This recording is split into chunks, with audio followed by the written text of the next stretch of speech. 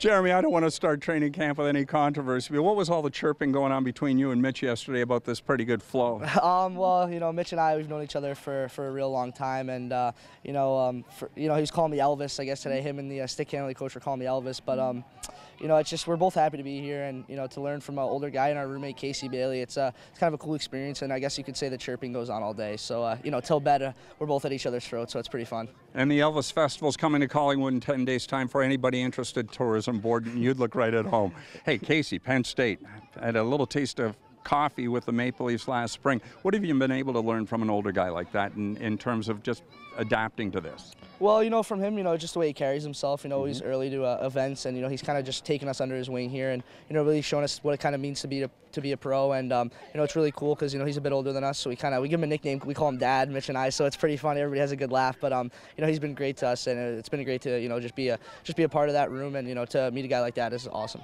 Let's elaborate on your relationship with Mitch, and we talked about it at the draft in Fort Lauderdale. You guys have known each other a long time, played together, played against each other. Yeah, I want to say it's back to when we were 7 or 8 years old, when I played for the Junior Bruins.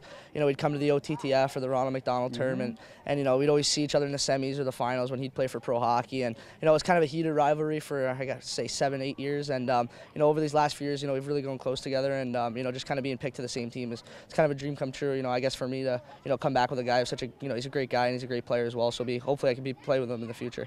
You're pretty good on your feet and head always on a swivel, but how did paintball go yesterday?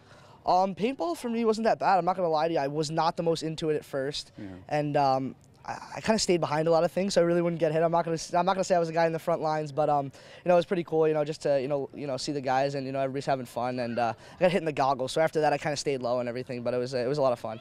Critics are going to say you got to go to the dirty areas when you're playing paintball, right? Yeah, I guess I got to get that in in my game and off the ice. But that's something I'm trying to work on. And paintball is a ton of fun with the guys, so it was a great experience. We had fun talking to your mom and dad. Are they still on cloud 9 after the events in Fort Lauderdale? Yeah, anytime just to be drafted by the Toronto Maple Leafs, it's a dream come true for, obviously you're if, in their shoes, your son, but, for them, it's, they're going to be watching the Toronto Maple Leafs, buying jerseys and stuff like that. But, my little brother's, his new favorite team, I guess, now is the Toronto Maple Leafs. But, it's been a lot of fun, and I'm really happy to be here. All right, Jeremy, Bracco, and the rest of the prospects here until Sunday. Elvis has not yet left the building. Thanks, guy. Yeah, thank you.